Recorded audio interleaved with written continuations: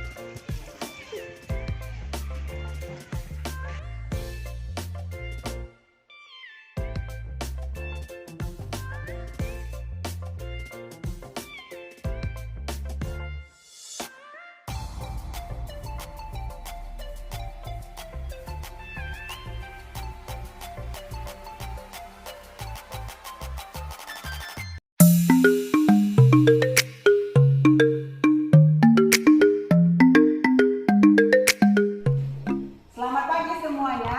Selamat pagi, Bu. Apa kabar kalian hari ini? Baik, Bu. Semua sehat? Sehat, Bu. Ya, puji Tuhan ya.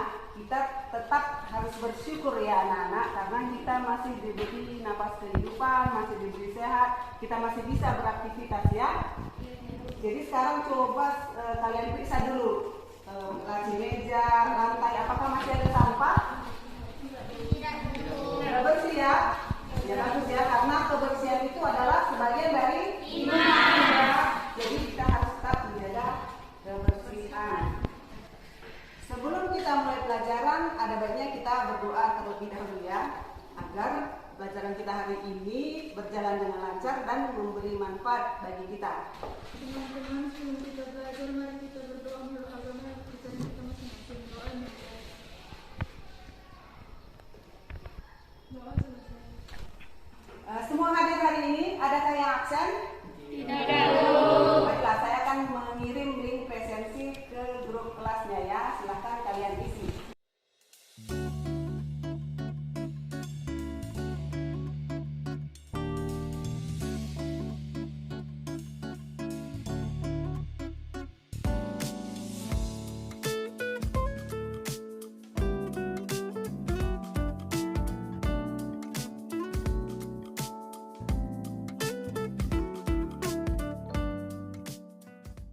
Untuk meningkatkan rasa nasionalisme kita dan kecintaan kita kepada bangsa dan negara kita Indonesia, sekarang kita akan menyanyikan lagu kebangsaan.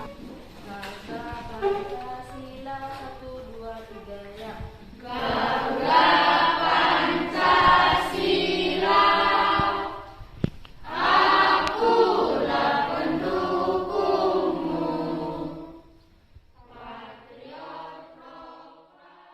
Tepuk PP PPK. religius, nasionalis, mandiri, gotong royong, integritas, Salam PPK. cerdas, berkarakter, menyenangkan, luar biasa, hebat. Kesepakatan kelas kita terlebih dahulu ya anak-anak. Jaga ketertiban di dalam kelas selama pembelajaran berlangsung. Saling menghargai pendapat, mendengarkan guru dan teman yang sedang berbicara, berdiskusi aktif dalam kelompok, menjaga kebersihan kelas dan menyusun peralatan praktikum dengan rapi setelah melakukan percobaan. Jadi semua sepakat ya dengan ini? Sepakat? Oke. Larutan garam, teh manis, sirup termasuk ke dalam kelompok apa sih? Ya apa? Campuran homogen. Ya benar. Apa itu campuran homogen? Ya. Campuran yang serba sama yang tidak dapat dibedakan lagi zat penyusunnya, namun sifat-sifat komponen penyusunnya masih tampak. Ya benar sekali. Jadi apa perbedaan campuran homogen dengan campuran heterogen? Ya silakan. Campuran heterogen adalah campuran sebaneka di mana zat penyusunnya masih dapat dibedakan. Ya bagus sekali. Jadi materi pelajaran kita hari ini adalah metode pemisahan campuran ya anak-anak. Coba kalian amati gambar yang ada di depan ya. Apa saja faktor yang menyebabkan air menjadi tercemar? Ya coba silakan. Karena limbah, Bu. Iya benar, karena limbah. Limbah apa saja itu? Misalnya ya limbah rumah tangga. Selain limbah rumah tangga, limbah apa lagi? Ya silakan. Limbah pertanian dan limbah industri, Bu. Ya benar sekali. Ya di beberapa daerah di Indonesia ini banyak sekali daerah yang masih kekurangan sumber air bersih ya anak-anak ya. Jadi pada pelajaran kita hari ini kita akan mencoba melakukan pemisahan campuran dengan cara metode filtrasi atau penyaringan. Ya. Jadi tujuan pembelajaran kita hari ini adalah kalian dapat mengidentifikasi konsep campuran dalam kehidupan sehari-hari. Yang kedua, dapat menganalisis beberapa metode pemisahan campuran. Kemudian, dapat melakukan praktikum pemisahan campuran dengan cara filtrasi air keruh dengan alat penjernih sederhana. Dan yang keempat, dapat menyajikan hasil percobaan pemisahan filtrasi dalam bentuk poster. Jadi posternya nanti berisi himbauan atau ajakan untuk bisa menggunakan air bersih dan dapat menghemat penggunaan air ya. Manfaat atau pentingnya kita mempelajari metode pemisahan ini khususnya dalam filtrasi adalah kita dapat menjernihkan air. Jadi dalam penjernihan air ini pengotor-pengotor dalam air bisa dipisahkan. Jadi air yang kotor tadi bisa digunakan dalam kehidupan sehari-hari. Menurut kalian itu bermanfaat atau tidak? Bermanfaat. Ya, bermanfaat ya.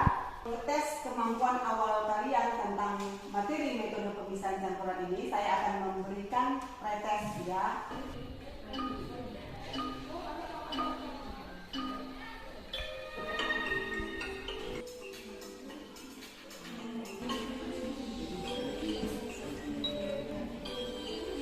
Ahmad, Ahmad Rido, Najwa ya. Dan lihat di tes awal sudah ada yang benar semua ya, tapi masih ada itu yang belum ada yang benar. Diharapkan nanti pas post tes sudah benar ya, karena kan kita sudah belajar. Ini kan masih tes awal.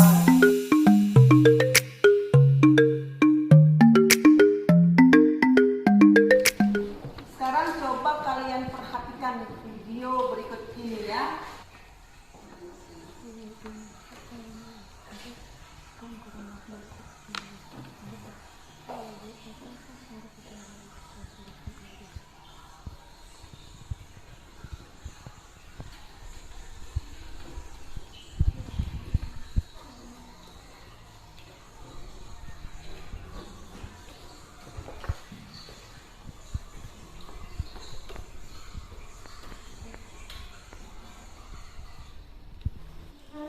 Apa yang ada dalam pikiran kalian setelah menyaksikan tayangan video tadi?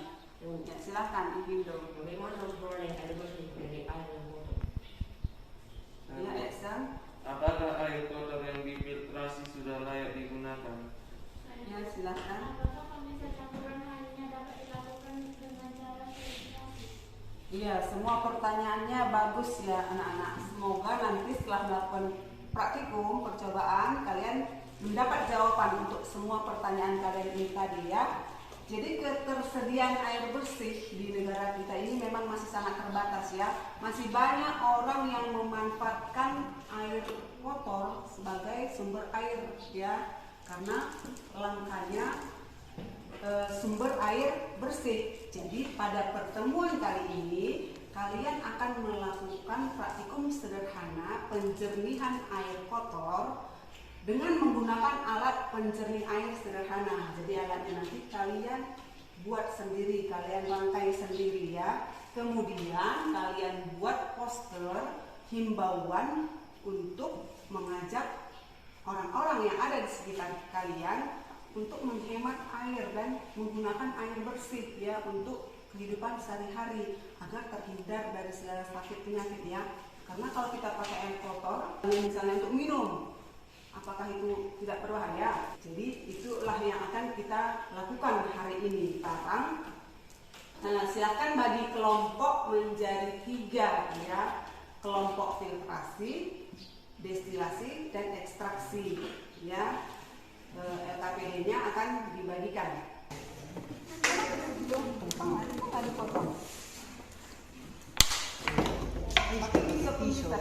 di dalam kelompok. Kalau gitu kita semua dulu tutupnya itu ya. Pasti yang bervariasi anak ya. 1 sendok, 2 sendok, 3 sendok.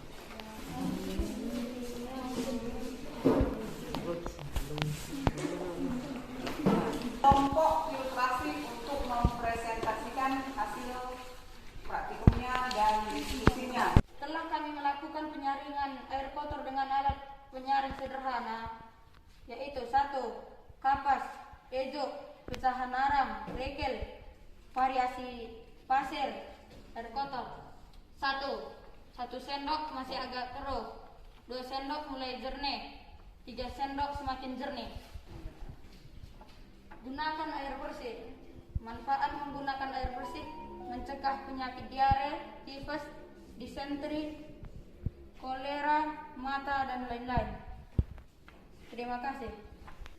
Adakah teman-teman yang ingin menanggapi?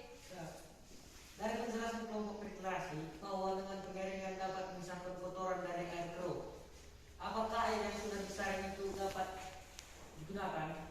Menurut hasil diskusi kelompok kami, air yang sudah disaring walaupun dengan cara sederhana sudah layak digunakan untuk sehari-hari. Karena zat-zat pengotornya sudah tersaring oleh bahan-bahan penyaring yang digunakan tadi. Masih adakah yang ingin menanggapi? Tidak ada lagi yang ingin menanggapi? Tidak. Baiklah, kalau gitu kita beri aplaus kepada kelompok filtrasi ya.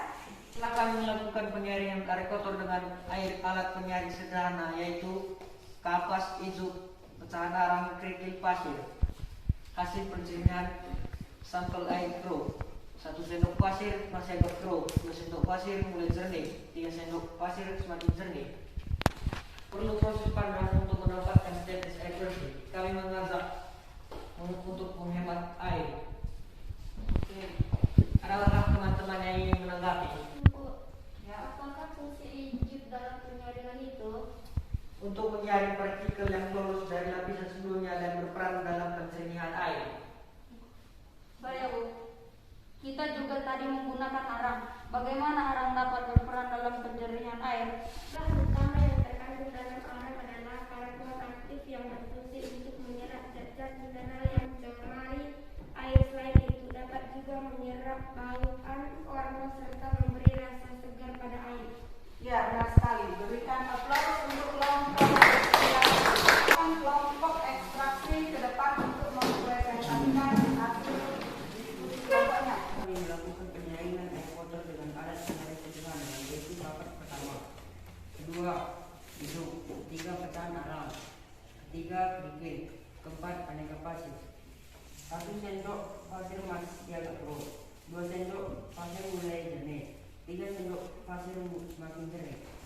Segala kebersihan dan gunakan air perlunya. Apakah teman-teman ada yang menanggapi? Saya, Bu.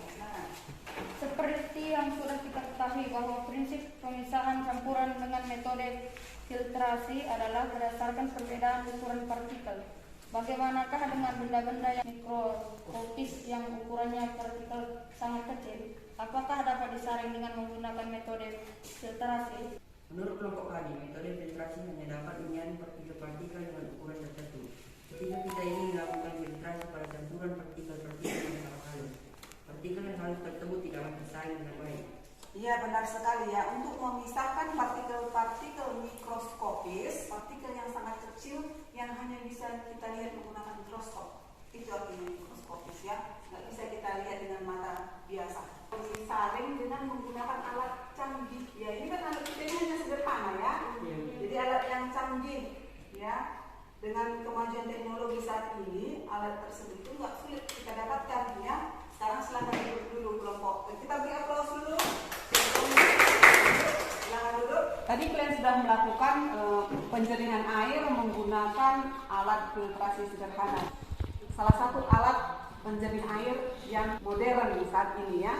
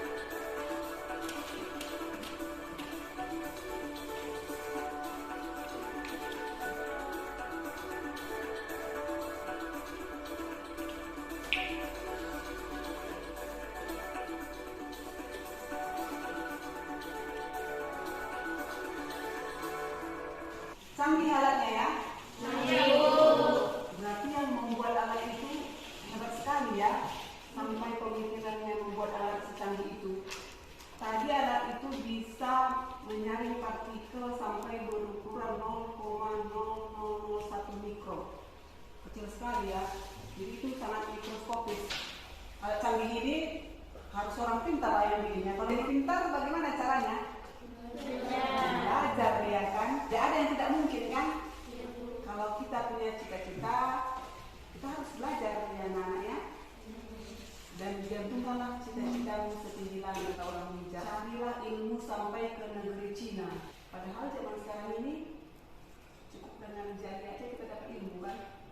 Pakai handphone. Jadi kalau mau belajar ada kemauan pasti ada jalan, ya kan? Kita bahas sedikit tentang metode pemisahan campuran. Jadi metode pemisahan campuran ini tidak hanya dengan cara filtrasi, ya. Karena kita melakukan filtrasi, nanti kalian pikir hanya filtrasi. Ada beberapa macam metode ya. Filtrasi itu memisahkan zat padat dari cairannya. Prinsip pemisahannya berdasarkan perbedaan ukuran partikel, ya. Sublimasi. Ya, sublimasi ini metode pemisahan campuran dengan menguapkan zat padat tanpa melalui fase cair terlebih dahulu sehingga kotoran yang tidak menyublim akan tertinggal. Contohnya misalnya kita ingin memisahkan kapur barus dari pasir, kristalisasi. Ini metode pemisahan untuk memperoleh zat padat yang terlarut dalam suatu larutan. Dasarnya adalah kelarutan bahan dalam suatu pelarut dan perbedaan titik beku, ya. Destilasi ini berdasarkan perbedaan titik didih. Contohnya misalnya memisahkan air dengan alkohol, ya, atau bensin dengan solar. Misalnya ekstraksi, dasar pemisahannya kelarutannya dalam pelarut tertentu.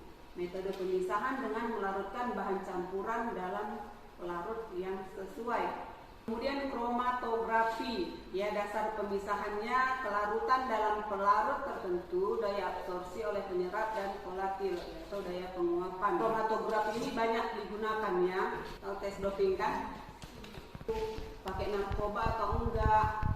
Jadi pakai kromatografi dia ya, dengan mengecek atau tes urinnya ya. Sentrifugasi, dasarnya adalah pemutaran objek secara horizontal pada jarak tertentu. Teknik pemisahan campuran ini dilakukan dengan memanfaatkan gaya sentripetal menggunakan kapas, iju, arang, kerikil, pasir, air ya. Jadi semua bahan-bahan ini ada fungsinya masing-masing ya. Misalnya iju berfungsi untuk menyaring partikel yang lolos dari lapisan sebelumnya dan merasakan air yang mengalir. Kemudian pasir untuk menahan endapan lumpur, batu alam, misalnya kerikil juga ya, menyerap polutan udara, menyerap kotoran dan mengkaya oksigen. Sedangkan arang itu kan mengandung karbon ya, karbon aktif. Fungsinya menyerap zat-zat mineral yang mencemari air, penyerap bau, warna, dan membuat rasa segar pada air. Jadi itu enggak sembarangan aja dibuat bahan-bahan ini, ada semua fungsinya masing-masing. Jadi ini banyak digunakan orang. Kalian pernah menyaring air seperti ini di Medan? Karena mereka pakai air sumurnya kuning keruh. Jadi di dekat baknya itu dibuatnya ini. Tapi secara berkala memang diganti lah bahan-bahannya ini ya, diganti. Enggak bisa dalam waktu lama, sekali 2 minggu itu diganti biar airnya tetap jernih. Jadi setelah dijernihkan mereka bisa pakai untuk minum, tapi harus dimasak dulu ya, untuk minum, mandi, mencuci. Coba kamu bayangkan kalau nggak disaring air sumurnya kuning, mana mau minumnya? Kita pun sakit ya kan. Kegunaan penjernihan ini untuk meningkatkan kualitas air ya. Jadi berbagai macam kotoran, zat berbahaya, kuman dapat dibersihkan dengan cara penyaringan. Hanya tadi itu kelemahannya, dia tidak bisa menyaring partikel yang sangat mikroskopis dan terbatas, tidak bisa dalam jumlah banyak ya.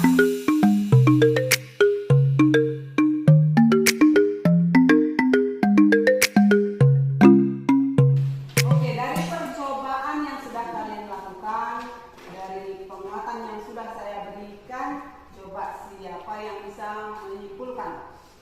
Ya, silakan Paman. Campuran adalah suatu materi yang tersusun atas 2 macam atau lebih zat dengan komposisi tidak tetap dan memiliki sifat-sifat zat asalnya.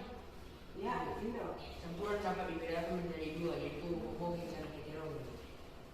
Ya, Ekan. Campuran dapat dipisahkan dengan berbagai metode pemisahan campuran seperti filtrasi, sentrifugasi, destilasi, ekstraksi, dan kromatografi. Ya, Cynthia. Metode pemisah campuran dengan cara filtrasi dilakukan berdasarkan prinsip perbedaan ukuran partikel. Ya, Paham. Filtrasi dilakukan untuk penjernihan air untuk mendapatkan air jernih yang terbebas dari pengotornya, di mana penjernihan air adalah serangkaian proses baik itu secara alami atau buatan yang tujuan pelaksanaannya adalah untuk menghasilkan air bersih sesuai dengan peruntukannya. Ya, Nisa. Pada proses penjernihan air secara alami dibutuhkan bahan-bahan seperti kerikil, pasir, arang, ijuk, dan kapas. Ya, Devi. Namun metode pemisahan filtrasi alami ini memiliki beberapa kekurangan. Campuran dengan ukuran partikel yang sangat halus tidak dapat tersaring. Hanya dapat menjernihkan air dalam jumlah tertentu. Air tidak dapat dialirkan secara teratur. Cara ini tidak dibenarkan untuk air tercemar bahan kimia dengan pabrik. Ya, bagus sekali kesimpulan kalian semua ya. Saya rasa kalian sudah mengerti ya. Akan refleksi bagaimana perasaan kalian setelah belajar hari ini. Coba kalian gambar emotikon perasaan kalian di kertas gambarnya masing-masing. Silakan. Coba tunjukkan kertasnya ke atas. Wah, semua gambar senyum ya. Tandanya berarti kalian senang belajar hari ini ya. Ya, Bu. Semua senang? Senang, Ya, saya juga senang. Kalian semua bersemangat. Dari pelajaran hari ini yang kalian tidak mengerti? Semua mengerti ya? Jadi prosesnya sekarang ini semua benar semua ya?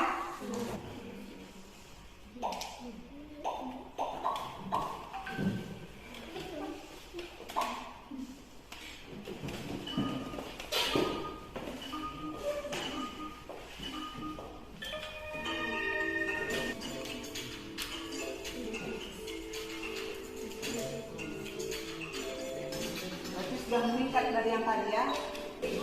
Farman, Naswa, dan Indo. Jadi banyak yang sudah nilai 100 ya. Baiklah anak-anak, untuk lebih memantapkan pemahaman kalian tentang metode pemisahan campuran ini, kalian baca lagi bahan ajarnya ya. Kemudian soal-soal yang di buku paket juga dikerjakan ya. Demikianlah pembelajaran kita hari ini. Semoga pembelajaran kita hari ini memberi manfaat bagi kita semua. Dan jangan lupa untuk minggu depan kita belajar tentang perubahan materi ya, perubahan fisika dan kimia. Jangan lupa juga untuk membawa bahan untuk praktikum minggu depan ya. Oke, sebelum kita mengakhiri belajar kita, ada baiknya kita berdoa terlebih dahulu. Ciri pelajaran kita hari ini sebaiknya kita berdoa menurut agama dan kepercayaan kita masing-masing. Doa dimulai. Doa selesai. Ibu terus mengingatkan kalian untuk tetap belajar ya, untuk meraih cita-cita kalian. Dengan belajarlah baru bisa tercapai nanti ya. Tidak bisa kita